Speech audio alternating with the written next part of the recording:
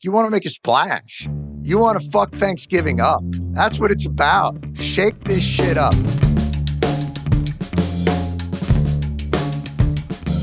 Hello, ladies and gentlemen, and all the ships at sea. Welcome to the weekly show. It's our podcast. My name is Jon Stewart. It is week 2, week 3, AT after Trump. I don't know how we're going to notate this new era that we've entered. We are still in our spinning phase of trying to deconstruct all the issues that went wrong. I don't think any of it will be fixed without it's all vision and leadership, man. And I think that the Democrats should do the thing that they haven't been able to do, which is present and develop their new generation of leaders to allow them the space to make their case. I believe we should do it like The Voice. You get like 4 voters. They sit in a chair. Then you bring out Wes Moore. You bring out the Buttigieg. You bring out the other ones. They start to give their pitch. And then, boom, you see if anybody gets 4 chairs, 3 chairs, 2 chairs. And then, you bring them through the battle rounds. And we put them together. This is not going to work. I'm grasping at straws, and I understand that. It's perhaps a sign of a broken man, a man that does not know where to turn in this darkest hour for the Democrats. But we're going to continue our process of uplifting. We have to find a way through this that does not deplete us emotionally. There cannot be defeatism. There cannot be fatalism. This is not the time. This is the time to examine institutional thinking. This is the time to examine the status quo. This is the time to create anew. This is an opportunity, damn it. And I apologize for my language. I don't mean to work blue, but damn it. What the fuckity fuck. I guess I do want to work blue. But we are going to continue our process of talking to people far smarter than I about where they saw some of the disadvantages that the Democrats were operating under, things that they could have done differently, the populations that they didn't connect to. And I think we've got a very strong program for you today on just that avenue. So let's get to it now. Well, we are joined today. We're very delighted to have them with us. Richard Reeves, president of the American Institute for Boys and Men, author of Boys and Men, Why the Modern Male is Struggling, Why It Matters, and What to Do About It. And Annie Lowrey, staff writer for The Atlantic. So we've been parsing the electoral shellacking through the prism of demographics, through the prism of economics. Today, we want to talk about the brotocracy. The fact that they talked a lot about that males, that the Donald Trump phenomenon is that males have felt rejected and that they have turned to this in a matter of an acceptance. Richard, is that how you understand this phenomenon? Well, it's interesting that the election did become about, a lot of it was about masculinity, right? Quite a performative masculinity, I think, kind of on the right. And so it was weird because we thought it was going to be an election about women and women's rights and so on, and especially with Harris at the top of the Dem ticket. But actually this question about what's happening with guys, whose side are guys on, but also like who's on the side of guys, really, I think, kind of came up in this election pretty strongly. And the way I think about it was that it's less, I think, the sort of young men in particular turned so strongly away from the Democrats as much as they would say that they felt the Democrats weren't really offering anything specific to them. And so they felt like welcomed and heard and seen, if I can use those words. I love this. I love the idea that the appeal of Trump is that he makes you feel seen. He makes men feel seen. I mean, obviously we can get some criticisms here, but like, he appeared to like the things that men liked. Sure. He appeared to like men. The song YMCA. Right. And there was maybe a bit of playfulness there too. Yes, and of course, we can get into this. Annie's reported on this, but the sort of freewheeling podcast appearances that they did, etc., as opposed to the tightly scripted stuff they heard from the left. Basically, the Democrats, I think, assumed they could win on the back of the votes of women. and particularly around emissions of what that turned out to be wrong. But I would suggest, and Richard, you're bringing up great points. And Annie, let me ask you this. We keep talking about, well, he appealed to men and the freewheeling. She didn't do that well with women. She didn't do as well with women as Biden did, as Hillary Clinton. So I almost think the criticisms that Richard is levying, which is sort of the freewheeling nature, there was a sort of a sense of humor to it, was more broadly appealing, not just to men. Absolutely. So I think that Kamala Harris, we knew when she took over from Joe Biden that probably if there had been a competitive primary, she's probably not the candidate that Democrats would have picked. An amazingly talented politician, but she came in this kind of funny way. She was sort of appointed because she was VP. Her favorability went up, but she was not like the most well-liked politician. When you go back and you look at the kind of generational political talents that you've had in both parties, Bill Clinton, people talk about being in a room with Bill Clinton and feeling like the sun was shining on them, right?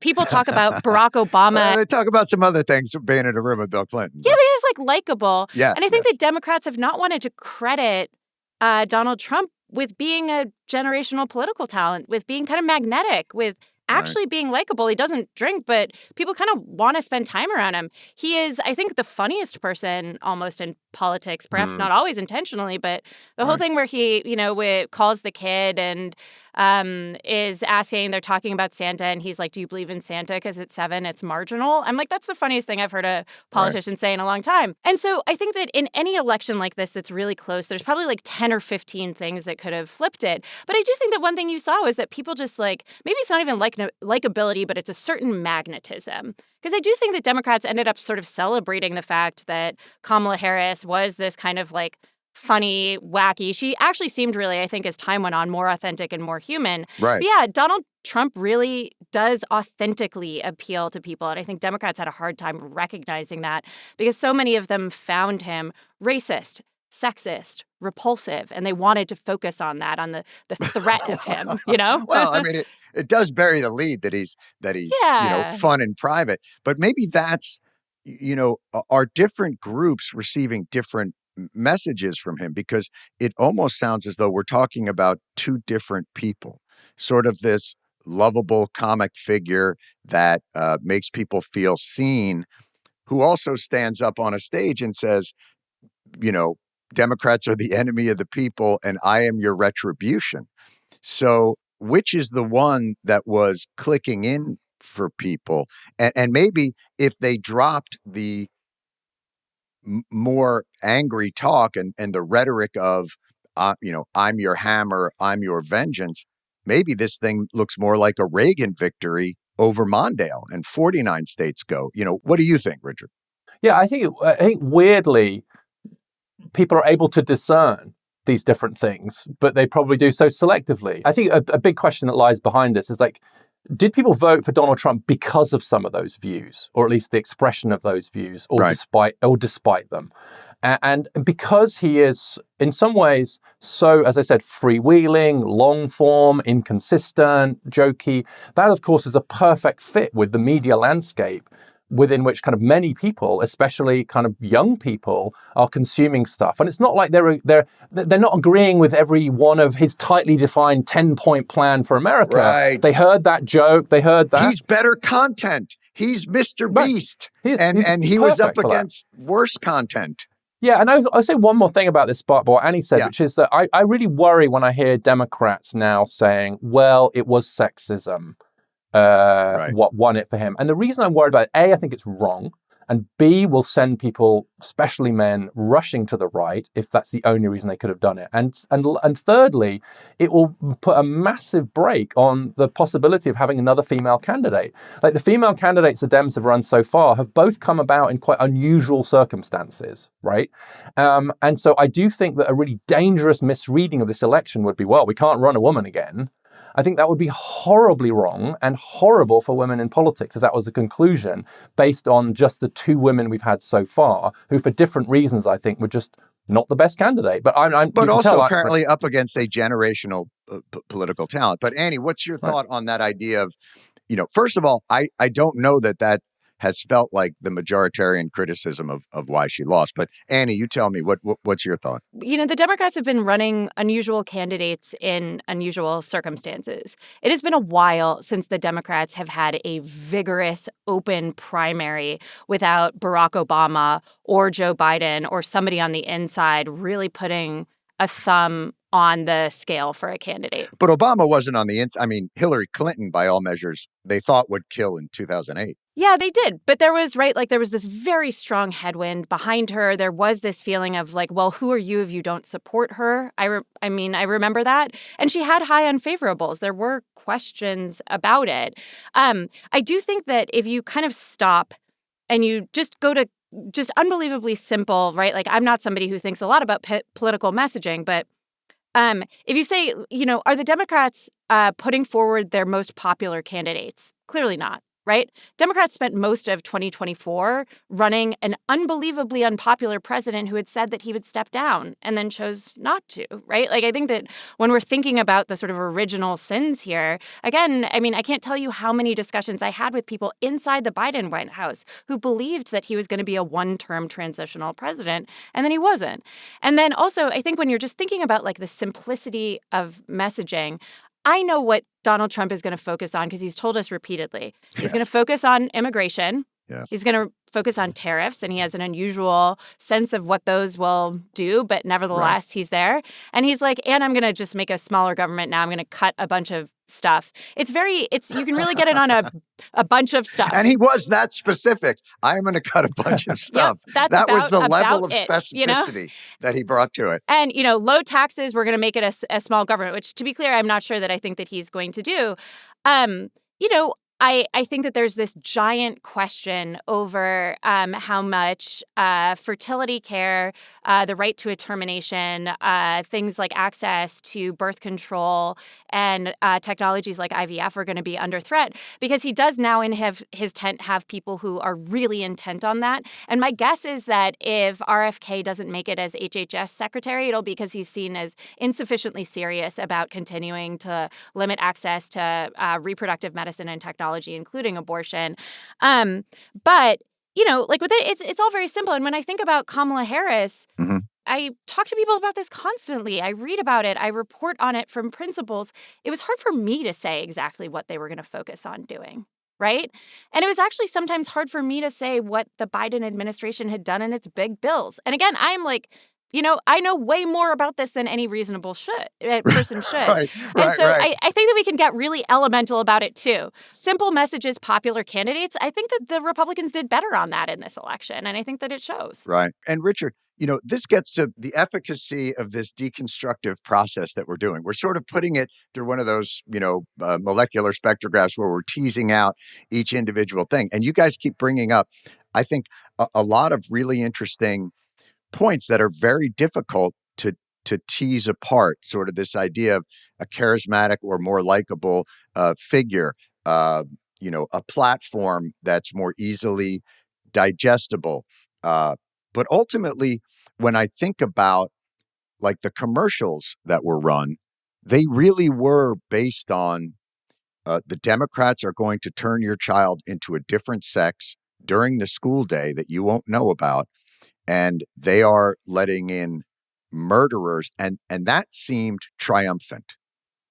And that seems almost more how they were able to galvanize people, no? Yeah, I think that sort of message that the cultural left, the left broadly, right, not just the Democrats, but like the blob, the liberal blob, which would include media, etc. Let's call it that. That's right? the nicest name we've ever been called. Right. I know it's not a reference to you, John. I apologize. But you know what I mean? The blob. Yes, and so let's call it that for the purpose of this conversation. And that's a sense of like the overreach of some aspects of that on some of these issues. Like clearly that gave great ammunition, which they then used very, very effectively. And no matter how hard the Democrats said, well, we didn't say that. We didn't run on that in the last 100 days. Well, okay, but what's the liberal blob been doing for the last 8 to 10 years? And there was some real concern about some of that overreach, especially among parents. I think it also especially landed well with men. But I just want to pick up this communications point that you both referred to, which is like, at some level, the frustration here was that the Republicans were much better at getting into those communication spaces and styles that were going to reach the modern audience, but actually without any real substance. The Democrats actually had more substance that they could have talked about if they'd been able to get into those spaces. So let me give you a thought experiment. Yeah, please. Imagine a world where Tim Walz hadn't been told to just stand still and say nothing after he'd been right. Was that the instruction? I assume so. I mean, that's what he did. All right, coach, don't move. Oh, so that's basically what it's like. Here's the play. That's right. He's a coach, right? So the play was, Tim, just stand still and don't say anything for the next 100 days. But so that speaks to the caution that they ran. Exactly. With. Yeah. Exactly. But Tim Walz, the reason Tim Walz was picked, or at least part of it, was because he was doing well on that front. He was saying they're a bit weird and he was quite freewheeling. He seemed quite authentic. So then they picked him and said, all that stuff you were just doing, don't do any of that. Mm-hmm. Imagine a world where instead Walz was all over the brosphere, all over the podcast, 3-hour interviews. And he could have said things like, the Republicans claim to be on the side of working class men. In that case, why did they vote against the infrastructure bill, 2/3 of the jobs from which went to working class men, black working class men, Hispanic working class men, and white working class men? It could have talked about Medicaid expansion, helping young men get access to mental health care. They could have basically taken the substance of their own policies into those communication spaces and basically exposed the vacuosity of the Republican claim. But they didn't do any of that. And so what you heard from the Democrats on all these issues was deafening silence. And in politics, something always beats nothing. But they filled that space with joy. Joy had filled that space. Oh, sorry. How long did that last? Annie, how long was the joy Annie, moment? what were you going to say? You were about to comment on what Richard had said. Yeah. I think it's so fascinating that we've seen this gigantic shift in white men in unions toward the Republican Party. Because say what you will about the Biden administration, they delivered for unions. They were super pro-union, right? Really, really pro-union. Actually, the most pro-union Democratic Party, Democratic administration, in my lifetime. And so why were those folks, so much more willing to vote for a Republican? I think that this is, the triumph of cultural issues. And I think that what we've seen is that for a really long time, there was this feeling that Republicans were just playing to the fringes, right? They were appeasing their rightist edge, and that it was Democrats who were capable of soaking up this more moderate center. And I think in the last couple elections, that's very clearly been shifting, and the Democrats have not realized it. All of a sudden, the Democrats were the ones who seemed super focused on the voters to their left and were having trouble of appealing to these voters in the middle. And most American voters are kind of squidgy and in this middle. And we're seeing an upending of the types of polarization that have been predominant for a while, where we're seeing really sharply increasing education polarization and declining polarization on a lot of other metrics. And I actually think it's a time where we're just seeing a lot of shift, right? Declining racial polarization, declining in some cases income polarization, which is really, really interesting. Wait, declining income polarization. Explain that, because it seems like income inequality is actually a much larger issue. Or are you talking about something different? Political polarization. I think that you've seen the shift of kind of like urban high income, but not extremely high income intellectuals to the Democratic Party. A lot of those voters would have been Republicans 30 years ago, basically for tax reasons, where I think that you're seeing a shifting of lower income families into the Republican Party, despite the fact that I think that Democrats continue to have a better claim for like wanting to deliver better material outcomes to those folks. I think that they've had trouble understanding that they haven't really succeeded at that. And so, I'm not saying that there's giant shifts and reversals. It's just that the arrows are pointing slightly different directions, right? And we're still very polarized, and the polarization still tends not to be kind of cross-cutting, right? People have these aligned identities, but I think that you're seeing that change a little bit, which is interesting. But as we tease this out, right, it looks like, as we build the case out, that all of the prevailing winds were against the Democrats. Their own actions subverted any chance that they had. Shouldn't this have been a much larger ass kicking? I mean, it was an ass kicking, but in the sense of the way that we're accustomed to true wave elections, then why wasn't this even bigger? It was still, he won the popular vote, but not in ways that we've seen. He didn't reach 50%. With all these things that are coming, if men have suddenly shifted and are all moving in that direction, and women are also not moved by those reproductive issues, and all these other things. But it was still really close. Are we overestimating what went wrong? Well, I'd say say something that actually Ezra Klein said on a recent podcast where he said, There's no one here likes that. There's no one on this podcast that likes that guy. So for those who don't know, Ezra, among his many other claims to fame, is Annie's husband. But yes. He had this great line where he said, actually, like, politics isn't just about like whether you like the politicians. It's increasingly about whether you think they like you. Oh, that's interesting. And it really struck me. And so I think there's a sense that, like, look, if it hadn't been Trump, like, imagine if it had been like Haley or DeSantis or someone, then maybe it would have been even a bigger win. Well, maybe not, actually. Maybe not. I think the opposite. I don't think so, yeah. The opposite. Well, why do you think that? Why do you think the opposite? Well, I think... Why did he do so much better? Well, because he represents something, and this is something I was talking with Rui Teixeira about. He was saying the centrist idea, that the country is relatively centrist. And what I think is the country is thirsty. We're a really thirsty country for vision and leadership. And the fact of the matter is you can design a policy prescription that meets certain boards and makes perfect sense and allows for the manufacturing base to come up. But if you don't display vision and leadership, and I think truthfully, if you're asking me, I think that the Democratic Party's biggest issue, and this is what used to get me in trouble with the Obama White House and why I would get called down there to be yelled at on occasion. If your platform is government has a role to play in people's lives and improving it, then your job one is to make sure that it is efficient and competent, and that you have to not have institutional and status quo thinking. You cannot run on the audacity of hope and govern with the timidity of the possible. And that's just not going to connect with people.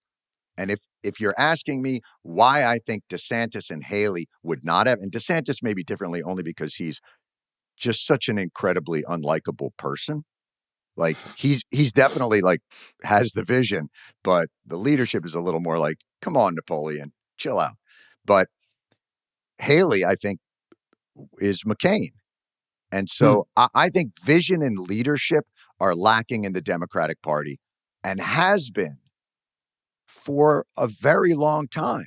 And even when they have the vision of leadership, they don't govern that way.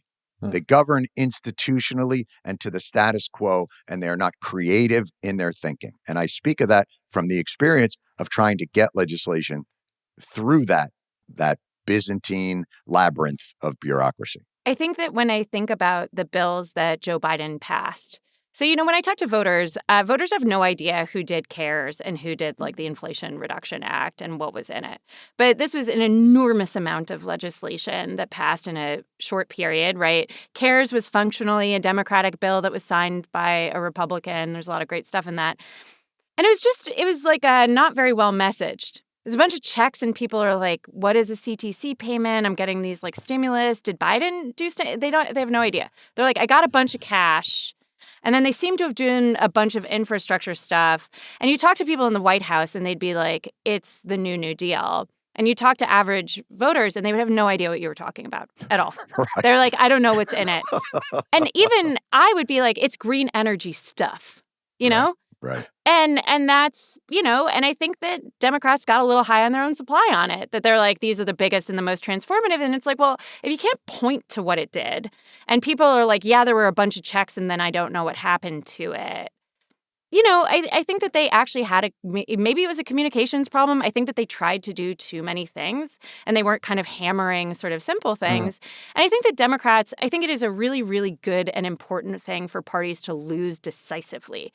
And I actually think that, no, I'm dead serious. No. Right? I laugh because you're dead right. I mean, you're exactly right. And we've had part of the problem with the close elections, we have these really close presidential elections, and then Congress is constantly going back and forth, back and forth, back and forth. And there's never a mandate, right? It's never a big giant sweep in which they're like, that side's better and this side it's this eternal campaign in which you get kind of caught up on tiny, tiny little excuses. And I'm hoping actually that this would be good for the Democrats. And I hope it would be good for the Republicans too, to be like, okay, we got a little bit of what looks like a mandate now. And for Democrats to be like, yeah, back to the drawing board. Maybe, what we were doing in 2008 isn't working. How are we actually going to appeal to people instead of being mad that the voters aren't just naturally attracted to us? Because I think that there's been a lot of like, well, screw these people. I've heard it, Anytime that I have brought up criticisms of the Democrats, the fierce blowback that I get is always the ACA, the CHIPS Act, and you're like, no, I understand that. But what I'm suggesting is even things like that, when the website doesn't work, or it's really just the government giving money to insurance companies to create this other pool. What I'm saying is we're still following along a line that's not connecting to the day-to-day lives of people. The first policy that they really said where I was like, oh, that's the future, was when they said, we're going to help with home health aides. Yeah. That was one of the first policies I was like, that's your future. Mm-hmm. It's connecting to the day-to-day struggles. And Richard, do you think that they will adjust their thinking along those lines? Well, it depends how the postmortem goes, right? I think it's a question of, to put it bluntly, do the Democrats conclude that they have the wrong voters? Or that they got the campaign and the messaging wrong. I mean, I think right now there's a very big debate, which is like, what's the Bertolt Brecht comment that I keep seeing being floated around online, which is we need to dissolve this electorate and find another one. Right? There's a bit of a feeling of that. But do you trust there are people within the party that have the wherewithal to even to do that? Well, we'll see the next 4 years. But I think Annie's right, and that the failure to sort of connect the policy to the feeling that I'm on your side, that I've got your back, that I like you, that's not a trivial thing. And sometimes the way I think about this is that what you got from the Republicans, was this sense of like, I really like you. We can have some fun together. When Trump was like, when he drove the garbage truck, right? You didn't get the sense that he'd been persuaded to do, or the McDonald's thing, right? He wasn't acting like a politician who'd been persuaded to do that by his senior staff and really hated it. You got the impression it was his idea and that he loved it. And it communicates this sense. But there isn't that much substance behind it. Meanwhile, the Democrats come across as, they're a bit like the doctor who is giving you all this medicine, which they're trying to tell you it's good for you, but they kind of don't like you. Right, they're just doing it like in this. So you've got to do both, right? It can't feel this sense of like, hey, take your medicine or look at these amazing things we've done for you. Before people will listen to the things you've done for them, they have to feel like you like them, you're on their side, you've got their back, and that you're not being pulled away. Did he accomplish that, though, by scapegoating less popular segments of the population? Is his message, I like you, or is his message, yeah, I get it. These other fucking people are the ones that are ruining this country. You're the good guys. Like, is it a little bit less? I think we're making it slightly more benign than it is. Yeah. Right. It's more the hatred of them rather than the love of you. That's what I'm trying to get at. Now, I know there's probably some crossover in that, but it struck me that, look, the trans community, the undocumented community, like, you can't find a more vulnerable population to scapegoat. Absolutely. And look, if the Republicans go through the plans, they're currently creating a plan to use the U.S. military to forcibly deport like 2 million people, right? Right. We know from other ICE raids and deportation that this is devastating to communities, miserable for families, and also really hard for the people who have to do it, right? You're breaking communities up by gunpoint. If they actually go through with that, I think that is going to read really differently than it's actually a pretty popular sentiment among immigrants, right? Like, yeah, we're going to stop like the flood of people coming in. And if you're here, we're going to make sure that we're taking care of you. Sort of similarly, the post-Roe landscape has been nightmarish. We have had women die because of the policy change, which we knew was going to happen. Women die of sepsis. And I think that we're still going to have this drumbeat of stories of people who are like, my mother, my sister, whoever, died in a parking lot waiting for care. Right. And I think especially if they go after IVF, contraception, other more popular and less polarized things, we're still going to get that. So I think that, it was kind of all blather, and I think a lot of it connected. And where I think it's going to be interesting is how much of this they actually do now that they do have this mandate and have said that they would do it. Similarly with tariffs. tariffs are not going to be popular if he implements them. Stuff's about to get a lot more expensive, Right. you know? So that gets to a really interesting point. What she's talking about is the real implications of what's been done post-Roe have been millions of women have lost the power of choice and control over their reproductive outcomes. Some have died. There have been some horrific outcomes. And here we are in an election where we're talking about men just didn't feel seen. And now they feel seen. And you're like, wait, why are we worried about how seen, so in your research and what you've seen, what have been the implications of men not being seen, and why do they feel so disconnected and disaffected when, as Annie is saying, the real policy implications, the real tragic implications have been roiling women? Well, I think we saw a very good test of the proposition that this was going to be an election largely determined on those issues. And that also that men would be persuaded to vote on those issues. I mean, you saw Michelle Obama give a very powerful speech in the closing days of the election, essentially saying to men, if you don't want your loved one bleeding out on the table in front of you, if you don't want to be holding the flowers at the grave of the woman you love, you need to vote for us. Right? So it wasn't like they didn't try that message. And it was a big part of it. And my reading of the polling, and Annie, about a different view of this, is that actually, and you saw the Missouri election go an interesting way with the passing the abortion referendum, but then voting for Trump, is that actually men, and especially young men, they don't really disagree very strongly with women about abortion, or disagree that the Democrats had the better platform on that. That's what I see in the data. It's just that that's not what they were voting on. Right. And they thought that was being handled at a state level or through referenda or whatever. So it just wasn't salient. And I will say that this is relevant to Annie's description of the next 4 years, is that Trump was persuaded very early on, try and get the abortion issue as much off the table as possible, right? If the election had been about abortion, he would have lost. And so he took it, he was very, it's unusually disciplined for him, actually, to sort of just leave it to the states, and I'm not going to sign a federal ban, and talk about other stuff. Vance will really want to win in 2028. And so that he will want Trump's term. Don't you mean 2032 after Trump does his third term and then at 86? Exactly. I'm trying to work out whether the Democrats will be back in 2032 or 2036. Right. That's right. Anyway, I can't do the math. I can't do the math. But it's like, and so I think we've learned that kind of mass immigration without the sort of controls people wanted wasn't popular, right, across the southern border. Will mass deportation be even less popular? And will they do it? And will they stop doing it if it actually turns out it's not popular because they want to win in 2028 and 2032? I think that's what the next few years will show. My guess is there'll be a lot of symbolic stuff. It'll be very noisy. It'll be very messy. Like it was, remember the Muslim ban in 2016 where the airports were chaotic and then a judge came along, and I suspect it'll have more of that flavor once they start to realize that it's actually not going to be that popular to go all the way through with this. But we'll see. We do know that the Democrats' policy on this wasn't popular. Right. Well, that's what got them in. I mean, the Republican policy was in reaction to the Democrats not being forceful in those things. I almost think that for men, it is like a cultural comfort. It's that idea of that the locker room has been taken from us. And you can't do what we used to do in the locker room, which is incredibly scatological and perverse and anti-gay rhetoric. Like all that sort of stuff has been taken away.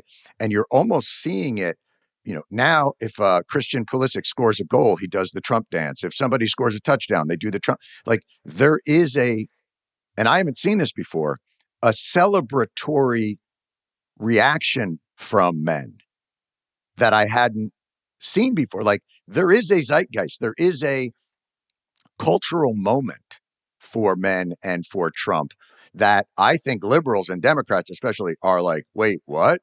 We had Beyonce, like now you got everybody doing the Trump dance on things. I think there's a shock that's occurring. Do you think that's correct, Annie? Yeah, and I think that the fact that you are seeing millennials as perhaps the kind of like peak liberal generation and Gen Zers are shifting back the other direction is really interesting. I think when you talk to liberals or to Democrats and they, 15 years ago, they might have said like demography is destiny. and like we're going to become a solid majority party because the country is becoming less white, more Latino, more Black, more Asian. This is our future.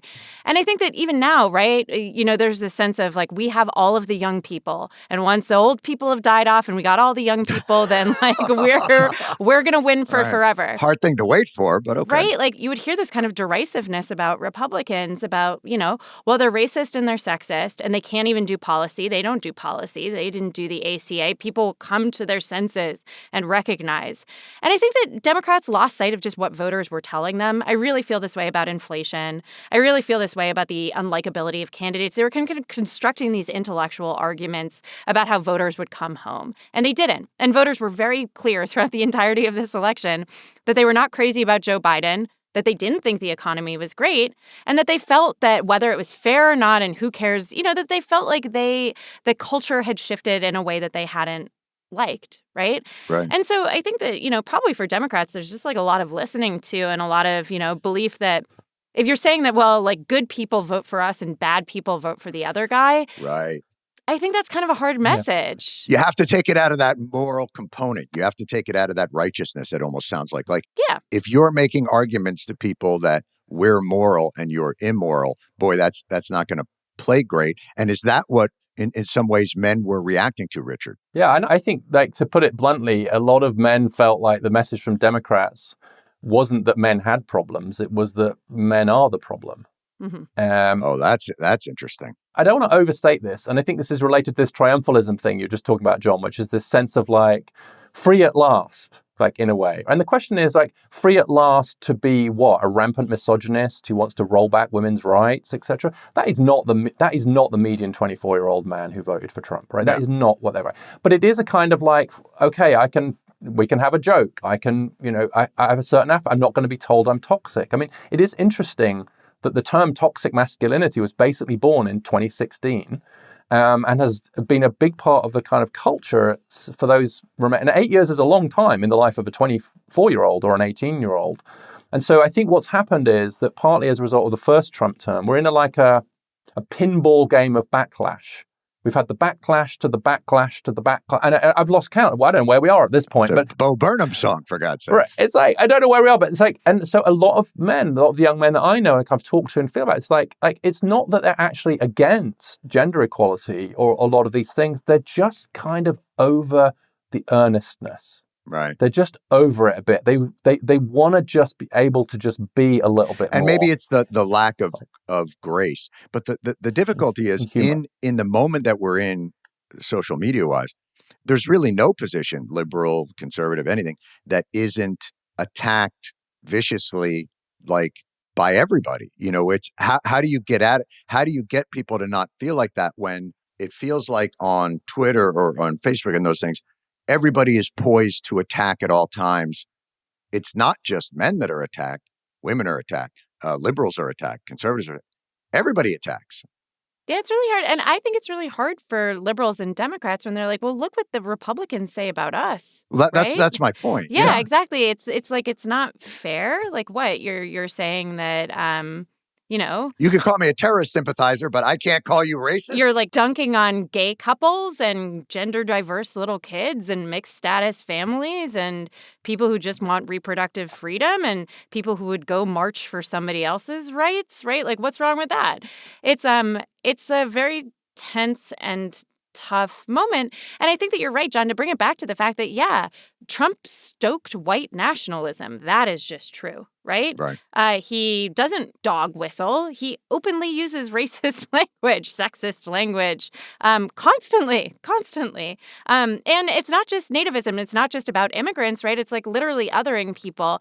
And so I do think that we're in this, kind of dissonant moment that's like hard for both sides. And I agree that, I'm not sure that social media, it's one of the ones where I'm like, I'm not sure. If we went back and we just didn't invent it, I actually think it would be better. I think so. Right. I'm not 100% sure on that, but I think so. Right. But do you think, Annie, that part of what happens in these sort of backlash, pinball, this sort of reaction thing, is that what Trump's very good at is finding picks or lines or whatever that he knows are going to really needle the left and will provoke them into a kind of reaction. Do you think he's that strategic? Because even some of his picks recently and the stuff he's doing since then, and you're kind of watching the sort of meltdown that you're seeing among quite a lot of people on the left. I mean, he must be thrilled when he's really hoping that the left will go into a similar meltdown. Absolutely. Right. Do you think he's doing that deliberately? I don't know that he's doing it deliberately. I think that he is pretty straightforwardly just supporting people who supported him. He wants people who show that patronage. And the fact that they're not really qualified for the job, I think that, people who listen to this podcast probably know that the HHS and CMS position, you're like an insurance administrator. You're talking to AHIP and the AMA and the AHA, the mighty American Hospital Association. Right. You're dealing with pay schedules and FQHCs. It's not like those aren't actually even health agencies. They're insurance administrators, basically. And you can't do with them what Mehmet Oz and RFK have implied that they would like to do with them, at least not easily, although I don't know what they'll do with them. So I don't, he's not sitting down and thinking, who's a great legal mind who would be a really prudent leader of the administration of our legal authority is Matt Gaetz.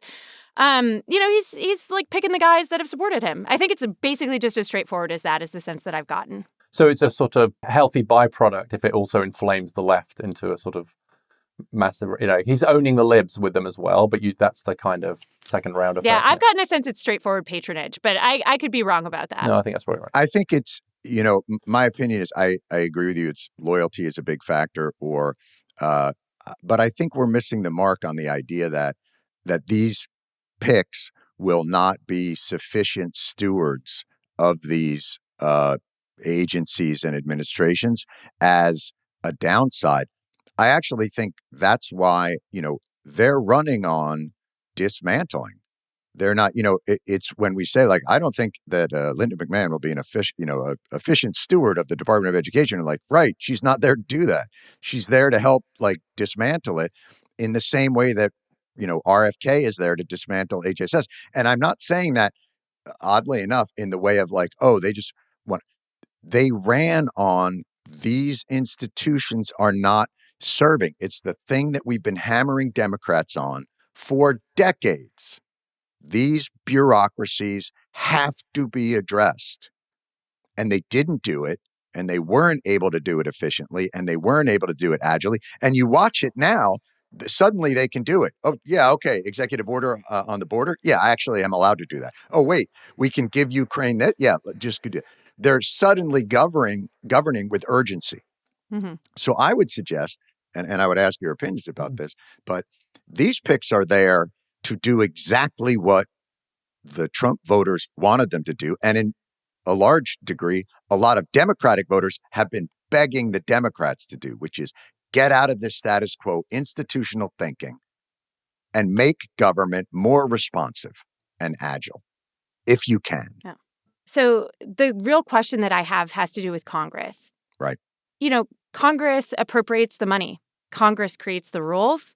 There is just reams of administrative law and huge numbers of lobbyists and huge numbers of civil servants that are really dedicated to the idea that the executive branch executes. They don't actually make the policy, except at a granular kind of rulemaking level. And so the question is, what is Trump going to do with Congress? Because to do the really big stuff, you do need Congress. Yeah. And also the courts, and I could be proven completely wrong about this, but this is a court that has really deferred to Congress's power to actually, set budgets and has not wanted to give power to the agencies to kind of overstep.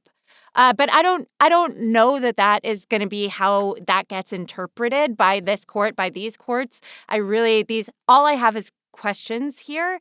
And I would agree with you that, forget who he's naming to the top of agencies. Republicans are very set up to name really smart deputy secretaries, undersecretaries, chiefs of staff who actually really understand how these agencies work and could really, degrade the capacity, slow things down, speed things up. You need people who know how to actually do it. First Trump administration didn't have that. Second Trump administration does, because you've had a lot of Republicans getting ready for this. So they're going to be much more effective administrators and executives. In some ways, it's demo day. It's sort of like when you watch every makeover show and they're going to walk in there and be like, guess what, agencies, it's demo day.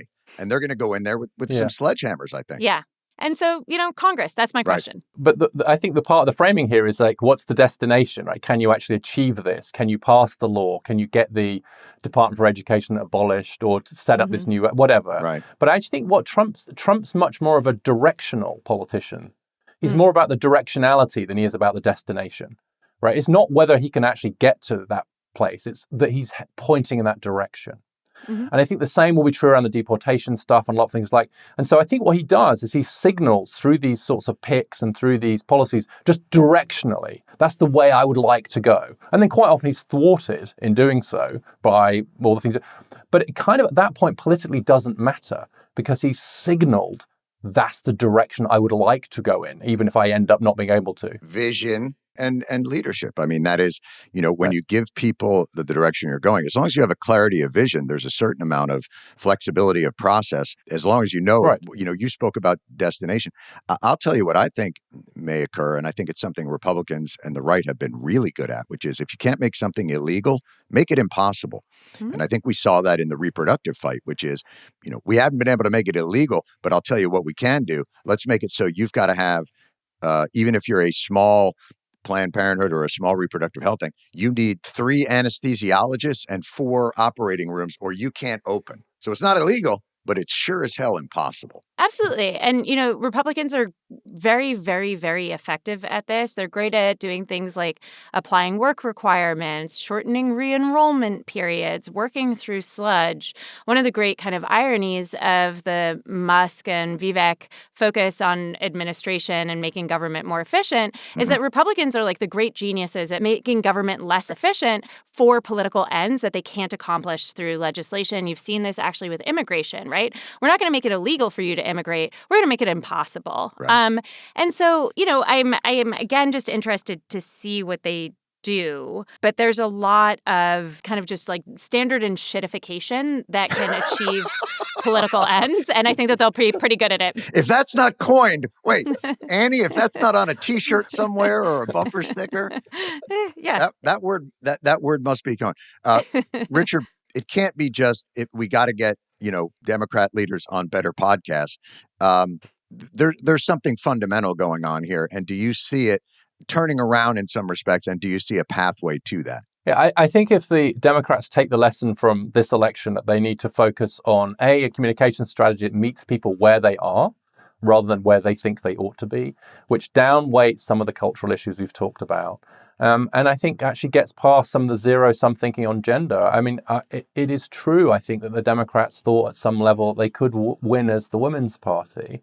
And they can't. We do rise together. And there are a lot of mums out there who are worried about their daughter's access to reproductive health care, but also desperately worried about their son's mental health and whether their husband's going to get a job or not. And so a politician from the Democrat side who can speak to those concerns across gender, and especially for working class Americans, and to do so authentically. I think that's the real lesson to draw from this, rather than the more reactive pinball one we might get. If a politician emerges that can speak to a class-sensitive, across gender constituency, I think that they could win, but it all depends how they interpret this election result. Annie, do you see anything like that on the horizon, or any individual on the horizon that you think can start to broach that?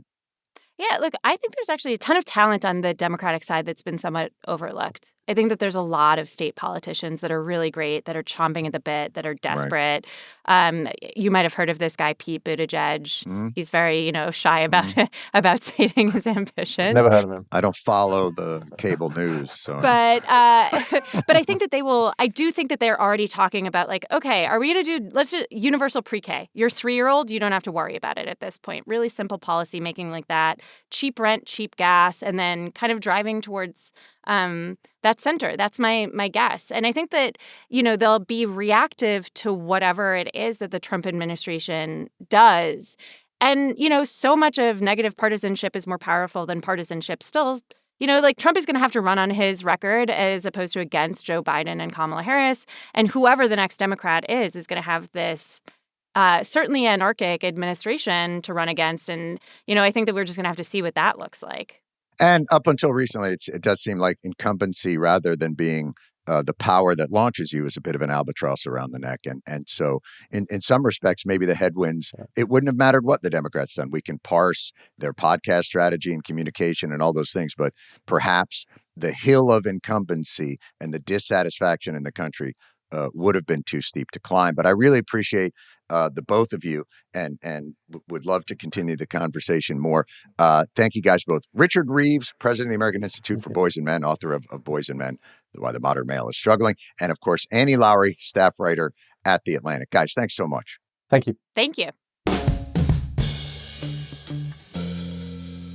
You know, I thought it was very interesting, and I'm with, as of course, Brittany Mehmetovic, Lauren Walker, and Jillian Spear. We were laying out the case, right, about why men didn't go for it. And I think Annie very passionately, very cohesively, very powerfully laid out the stakes for women. Mm-hmm.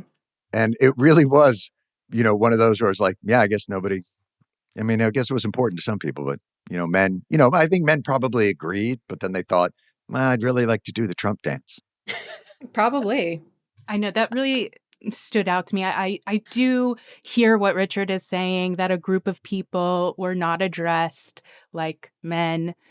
I will say women have not felt necessarily addressed for a pretty long time.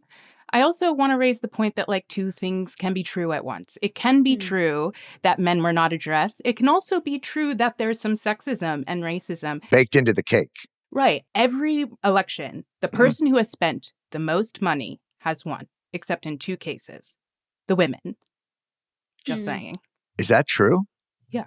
So are you suggesting that the women were spending their money frivolously? Is that what you were saying? Ladies be shopping? Lauren, that is so sexist that I am shocked. I was hoping you would understand my takeaway.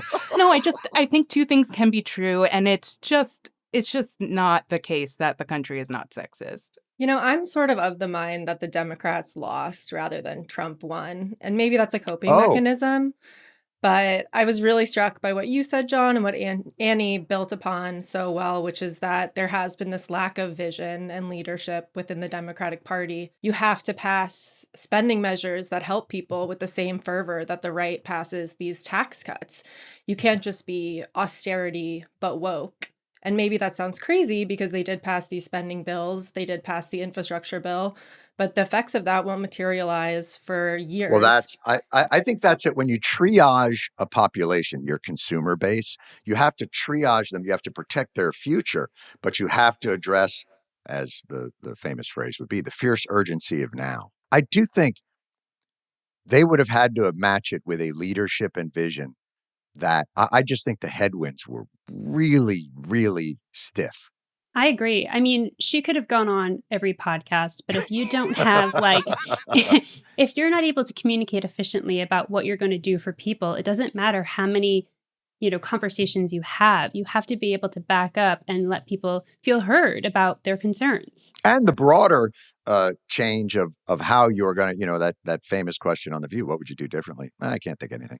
That showed that. I'm not saying that was determinative, but I really think they were up against it. Do the listener, are we getting questions on like the election right now? Like what's the feedback coming in on that? Or is it still, how tall are you? That sort of thing.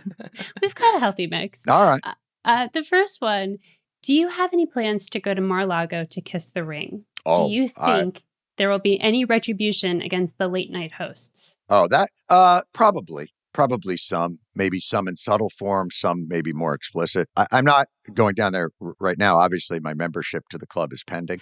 I assume they're going to call my references. Yes. And they'll look into things, and then I'll. Yeah, of course. I've gotten a call. I have that's to return. That's exactly right. I tell them I happen to be someone who is very adept at chandelier polishing. that might be Joe and Mika going down there might be one of my favorite when they had to come out and go. And so we did. Like they spent the year going, this man will destroy all that you hold dear. He is a Hitler Mussolini cocktail mix, and we must all stay. Literally 1 week later, they're like, so we have lunch, a light lunch. I get the watercress salad, and you know Joey. He loves shrimp fra diavolo. So and the Mar-a-Lago shrimp fra diavolo is delicious. I thought that was one of the more remarkable, but it shows the performative nature of so much of all of this shit, which is, again, when you talk about credibility, like, well, specifically in terms of news, they probably want some access because that's where their money comes from. I don't even know if it's access as much as like, you're the king and we serve at the like, please hold me in graces so that I too am allowed, I don't know. Well, they got a whole morning out of it, though. Yeah, that is true. that is true. And they live nearby. So maybe it's convenient. Maybe it's literally just, you know what? We just decided to be neighborly. It was a welcome wagon. You have to get lunch somewhere. Don't let politics get into the way of friendship. Yeah. But listen, man, these guys are not shy about like, there will be retribution for people. And so I'm just going to take them at their word. I assume that something. We've got your back. Thank you. That's the full force of the United States government is coming back down on me. And you guys will be like, hey, man, we're good. That's lovely. Yeah. Thank you. All right. JFK's cabinet was nicknamed the best and the brightest. So far, what would Trump's cabinet be called? Wow. The best and the brightest had good alliteration. So I think we're going to have to find alliteration in that. In some respects. Right now, I think they'd be called like, these motherfuckers over here. But like, I don't know. Like, it really is like, he's like, who'd you bring? I brought these motherfuckers over here. Maybe like grab bag gang or something. They feel so random. It does. But what's interesting about it is I almost think the cabinet is secondary to the posse. Like, did you guys watch any of, he went to UFC. Did you see the walkout? Yeah. Like, that's the walkout. Like, that's the cabinet. That's it. The cabinet is like, we come out to music. It's like they're getting ready for a prize fight.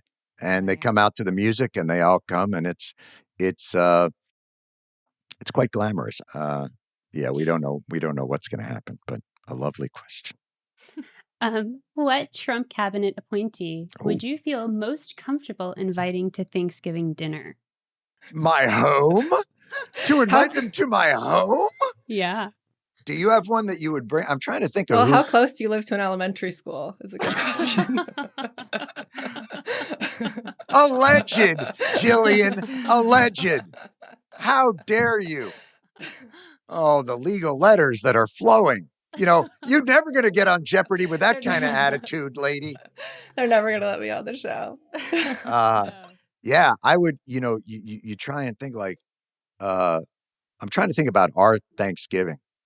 And it is like, we usually have about 20, 25 people over at the house. I stay in the kitchen because I do a lot of the cooking and it keeps me from having to talk to anybody. So it's, who would I like my family to have to deal with? Oh my God. You could really offer some contrast and make you look great. How much do you like your family?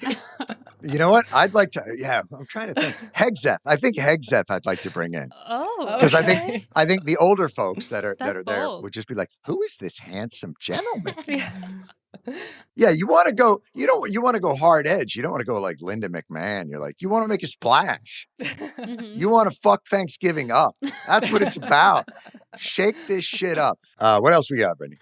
All right. On Thanksgiving, how do I handle my mother's constructive criticisms about everything? Career, relationships, looks. Let me tell you something. This is Brittany. I didn't write this in, just so you know. The Thanksgiving criticism is right up my alley. My mother, God bless her. It's really actually one of the one most difficult things about aging is to watch someone slowly lose their ability to criticize you. where they just don't seem as interesting. It's devastating. Are you nostalgic? Here's the story. So my mother she's 91. 91 years old and still like completely good genes. Phenomenally smart. She gets pneumonia right around this time last year, right around Christmas, she gets pneumonia. So they admit her to the hospital. She's there for 5-6 days. And I go to get her to pick her up to take her home after 6 days in the hospital. She's still like, pneumonia knocks you on your ass. Yeah. She's lying in the hospital bed, tube of oxygen in her nose, the IV in her arm, the quiet, doot, doot, doot. I come in, Mom, it's time to go home. Mom. She opens her eyes slowly from the bed, looks at me and goes, "You look tired." I'm like, what? She still got it. Zing. Yeah, I was just like, you're going to be okay. But that, like, you have to make a game of it. Like, you just have to enjoy it. All right, let me do one more and then we'll move on. This one's good. All right. What's your favorite Thanksgiving dinner side dish or dessert? What are you chefing up, Jon? Well, let me tell you something. I wish I could be like, I make a compote that you guys wouldn't believe. Like, it's straight up like fucking mashed potatoes, like all the classics. The craziest I'll get is like sweet potato pie. The good shit. And get that nice marshmallow in there. But there is nothing in there that you would not have eaten on Thanksgiving in 1952. Like, I have made no advancements. I have made no innovation. Like, as crazy as it gets, is like, what if that apple crumb pie had a caramel drizzle on it? And people be like, well, that's something. The only thing that we do sometimes, so we have a lot of celiac in our family. So we'll make stuffing that's like gluten-free, or, that's the only thing, like a gluten-free pumpkin pie, a gluten-free apple pie, like, but it is all straight up traditional football game, heavy food, ton of gravy, like sleepy times. That's it. Well, I hope you guys have a wonderful Thanksgiving. Lead producer Lauren Walker, producer Brittany Mamatovic, video editor and engineer Rob Vitolo, who is back from paternity leave, tired but unbroken. So we welcome Rob back, of course, audio editor and engineer Nicole Boyce, researcher and associate producer Jillian Spear, and our executive producers Chris McShane and Katie Gray. I hope everybody has a lovely Thanksgiving, enjoys themselves, and we will see you back in December for more neurotic, hand-wringing, etc. See you guys next time. The Weekly Show with Jon Stewart is a Comedy Central podcast. It's produced by Paramount Audio and Busboy Productions.